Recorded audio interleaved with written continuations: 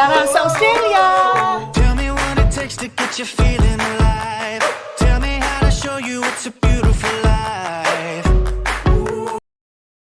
Mga kabayan, mga ka-student visa na nasa Australia, sa mga nasa Pilipinas po at sa sulok ng mundo. Magandang araw po sa ating lahat. Happy New Year mga kabayan! Unang buwan ng taong 2025, Year of the Snake. Kamusta po ang naging selebrasyon ninyo ng Pasko at Bagong Taon? I hope naging payapa at masagana po ang inyong celebration kasama ng inyong mga mahal sa buhay. Ngayong araw, meron lang akong babasahin na previous comment po sa aking vlog. So, related ito sa student visa dito po sa na nagpaplano na pumunta dito sa Australia. So, himayin po natin yung kanyang comment at bigyan natin ng kasagutan on opinion. O sa mga baguhan po pala sa aking vlog, ako po pala sila Arnie, isang international student na kumukuha ng master's program sa isang universidad sa Brisbane, Queensland. Ito po ay 2-year program, full-time po yun, at meron siyang 5 term sa loob ng 2 taon. Ako po ay nasa ika-4 na term na at malapit na pong matapos sa aking programa. Kung nasubaybayan po ninyo ang aking mga previous vlogs or videos, ay nabanggit ko po doon na naapektuhan ako ng Visa 485 or ang tinatawag na postgraduate visa or yung temporary graduate visa. Kaya ngayon ay ang chance lamang ay pwede akong mag-apply ng permanent resident visa or sponsorship visa, ngunit ay napakaliit po ng chance na mabibigyan po ako nito. Kaya ngayon, parang in-enjoy na lang ang days dito sa Australia, nag-focus sa pag-aaral at sa aking pagtatrabaho. Yun ang pinaka-brief na update po sa akin.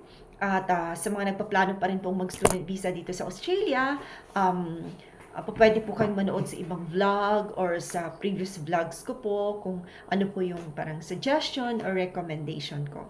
So ito naman yung comment ng isa nating viewer. Himayan lang natin. Sabi niya, sinulat ko sa note, bakit kailangan mong mga pital para pahirapan mo ang sarili mo pati pamilya mo sa Pilipinas? Well, very subjective po itong tanong na ito. Maaring sa tao pong nagtanong na ito is hindi siya risk taker. Ang personality niya is complacent lang siya or kumbaga dun siya sa sigurado. Whereas ako po, ang personality ko is a risk taker po ako. Mula pa naman po noon.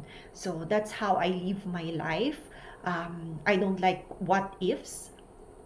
I want even ifs. So, we only have one life. Kaya nga itong video ko nung na-create ko is yung parang soundtrack na napili ko is live your life. We only have one life. Life is too short po. What if, like, ngayon nandito po kami sa Australia, na-experience namin ng Australia. It's a beautiful life experiences. I can never trade. I will never trade off po. It's a beautiful experience I will carry for the rest of my life. So for me, nangapital po ako, nag-invest po ako, hoping for a return. But just like any other investment, there's no guarantee that you will receive a good return. I'm saying good return because for sure, may return po yan na ma-experience, maibibigay sa'yo. It could either be a good, pwede ring bad return, and it's not only equate to money matters, but how about the experiences? How about the learnings? Di po ba? Those are the returns that we can get out of this. Not only about permanent residency. So, yan po. So, that's my reason. I'm a risk taker. That's me. So, but then, nung pumunta po kami dito, just what I said on my previous vlogs, we came here na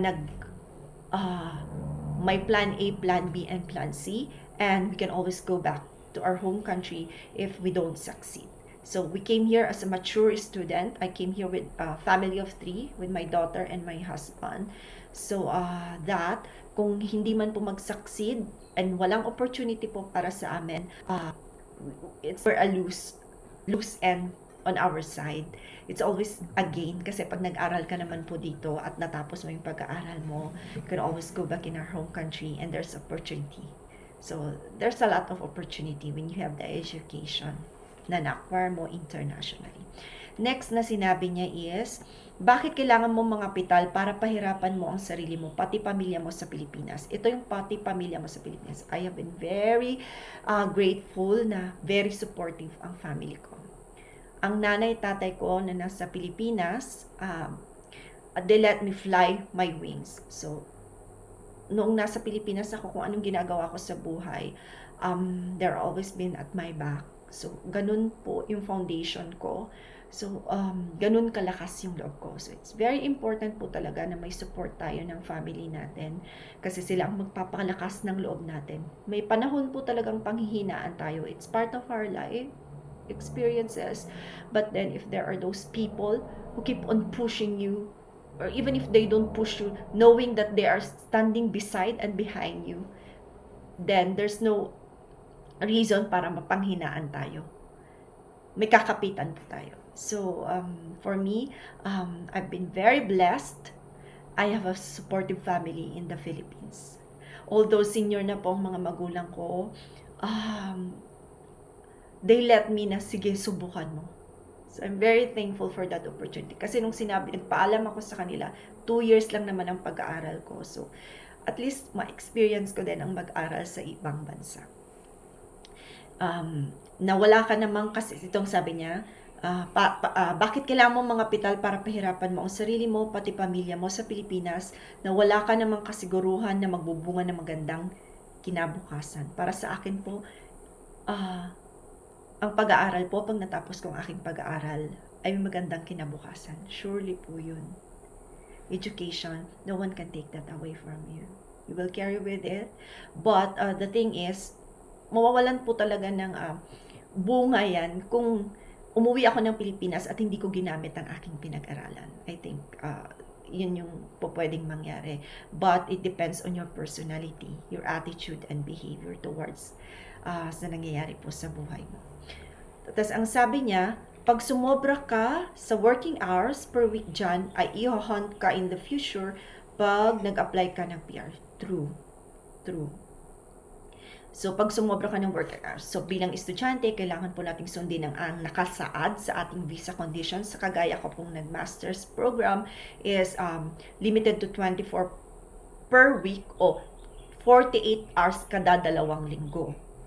So, siguraduhin mo pong nandoon ka lamang sa time frame na yon sa iyong pagtatrabaho.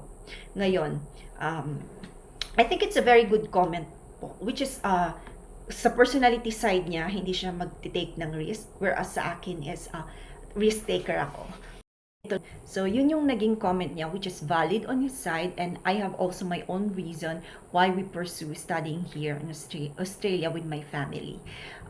Nevertheless, nag-pursue kami for reason of life experiences, and if there's an opportunity after my study is well, it's an opportunity na igagrab, pero kung wala, then that's it.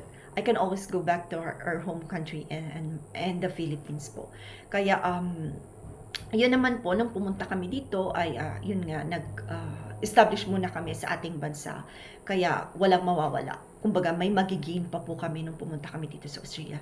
Pero, based lamang po ito sa aking personal na experiences. Ang advice ko po siguro, although unsolicited advice ito, maigi po talaga kung gusto nyong mag-student visa, is siguro yung nasa age 20s kayo na bracket kasi napakahaba po ng panahon na makakapag-isip kayo kung gusto nyong manatili dito sa bansang ito at mag-proceed sa permanent residency up to citizenship or pumunta sa ibang bansa or umuwi na sa ating bansa. So, kasi napaka-costly po ang mag-student visa. At isa pa, gusto niyo pa bang mag-aral ulit? Di po madali ang mag-aral sa totoo lang. Puputulin ko na po ang aking video ngayong araw. I hope you enjoyed the New Year celebration. It's a restart. Yeah, so excited tayo at kung anong magandang kakaharapin ngayong taon. So please continue to like and subscribe on my YouTube channel. Ako at ang Australia for more updates regarding our life here in Australia on your student visa. See ya!